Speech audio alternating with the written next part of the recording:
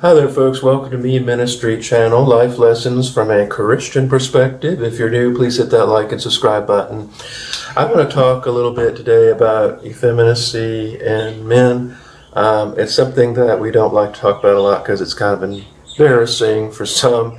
But this touches on my recent experience with speed dating and why I think I didn't get any matches. So I did go speed dating, folks. I went on a speed date, and I've done it once before. Ironically, last year, when I think I looked even worse than now, I got 2 matches, and this year I got none. This time, it was at a different venue, but so here's a few things that I noticed. So I was dressed really nice. I wore my linen suit. I had my striped shirt on. And I thought I looked like a real nice Southern gentleman, like I'm supposed to be, like I was raised to be. And that was fine, but it didn't come with masculine energy. I lacked the manliness that women want. And I think despite what women say, I think they want to be dominated and controlled by men. I don't think they like men who are soft and weak and too nice. And you can be like gentlemanly is a masculine vibe, but if you're gentlemanly and you're too if you're too soft, it comes across as very effeminate. That's my guess as to why I did not do well. And this is a problem for some men who think that being sweet and nice will get you the gal. But this is not about picking up women, of course, because this is a Christian channel. But I do think effeminacy, like beta males, is a problem. And I don't want to say I'm a beta male, like Jesse Lee Peterson would say, beta. But I lack the intense, like I'm too womanly, not womanly, but maybe I'm just not manly enough. Because that's why I don't think there's... Also, I have trouble making eye contact like 90% of the time. So I was looking at them. I think they thought I was looking at another part of them, maybe. Some of these women were very standoffish and others were very receptive. Oh, well, actually, only one or two were standoffish. They had their arms crossed and they're like, oh yeah, Okay, so I don't read body language very well, but I know arms crossed is like, get away from me, you creep. But other women other women that I talked to were playing with their hair. They were leaning forward like that.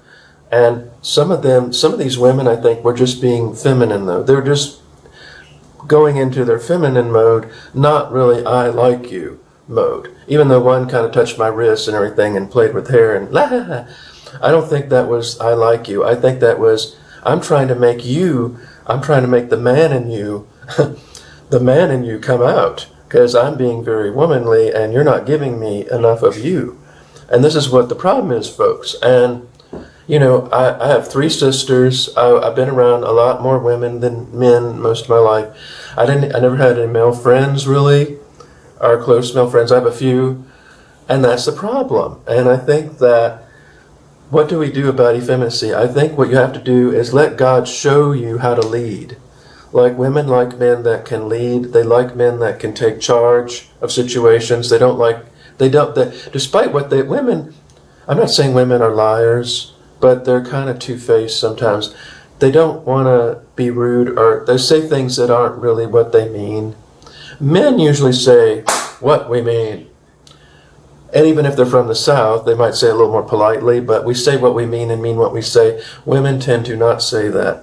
So I think the reason why I didn't get any matches, aside from them maybe feeling I didn't have a real job or any prospects, was because I was not manly enough in these things. And I will tell you, folks, that speed dating, it feels like you're on a job interview. It almost feels like a humiliation ritual for a lot of men, because you're at the point where this is the only way I can talk to a female is to have to pay money without her being a hooker and talk to her 6 minutes and try to win her over by conversation.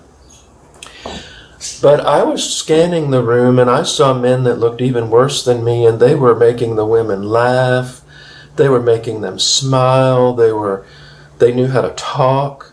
Like this one really nerdy guy with glasses, he was making all the women laugh and they enjoyed his company. And I think that that's what it is it's how you make them feel, not how you look all the time. And I know the look smackers are going to get on me for this. Say, oh, you're blue pilling, bro. But I think it's really not just how you look. That gets you in the door. And I'm not saying I'm a model here. I'm just saying out of all the men there, I was the only one that was really dressed up, and I looked pretty decent. But the other men seem to know how to talk to these women. I don't know how to talk to women anyway. And I don't know how to talk to other men. I don't know how to talk to anybody. But I think they picked up on this. And women can, and if you're really nervous, it's cute at first, but they get annoyed with that too. They don't want a nervous man. And if you put them on a pedestal too much, if you can't see past their beauty, they want to be treated like a human being. And they had a lot of attractive females in this group, and this was like 40s and 50s, and they had a lot of attractive females in this group. But none of them were attracted to me. I don't know, and especially this one black girl, and not that I would date her anyway, but she was this very, very, just like, I don't like you at all. I knew she didn't like me. So this is the crazy part, folks. And then there's another thing too, is if you're a man, and by the way, this is not me, but if you're too good looking, sometimes they think you're a little, I don't know why this is, because it's actually quite the opposite. Studies show that straight men are actually better looking than the gays.